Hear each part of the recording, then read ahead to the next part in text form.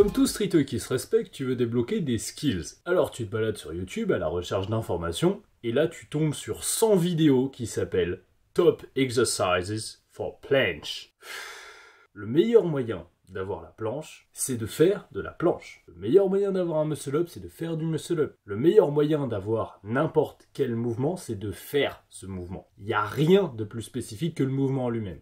Oui, mais si je sais pas encore faire le mouvement, je dois bien faire du renfort avant, non? Ben, la première chose à faire, c'est de tester. Tant que tu ne testes pas, tu peux pas savoir si tu es en capacité ou non de faire le mouvement. Et si tu testes pas, tu peux pas non plus remarquer les choses qui te manqueraient pour réussir à le débloquer. Tiens, je vais te donner un exemple. J'ai récemment analysé sur ma chaîne YouTube quelqu'un qui voulait apprendre le muscle-up. Tu retrouveras l'analyse juste ici. Et ben, dans son programme, il n'y avait pas un seul muscle-up. Il y avait des tractions lestées, des tractions explosives, des tractions en L-sit, des tractions tout court, mais il n'y avait pas de muscle-up. Et pourtant, il était en mesure de faire des séries de tractions lestées à 17 kg.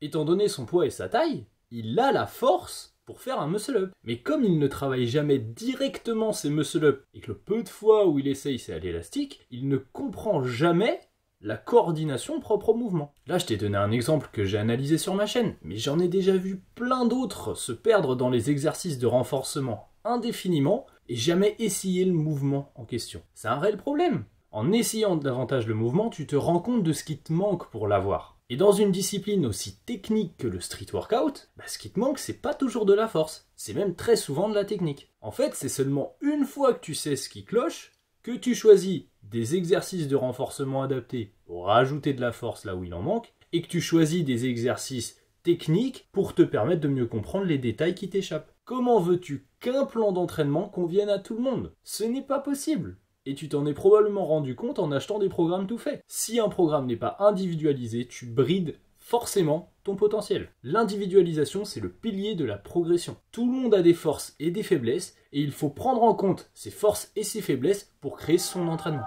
Donc pour revenir à l'exercice miracle, il n'existe pas. Si tu veux un mouvement, faut l'essayer. Et ce qui compte, c'est pas tant les exercices que tu choisis, mais surtout la manière dont tu les utilises. Pour débloquer un même mouvement, on s'y prendra forcément de manière différente selon les profils. Pour certains, on bossera la force au début, pour d'autres, on bossera d'abord la technique. Parfois, le plus important, c'est de travailler sur les lacunes.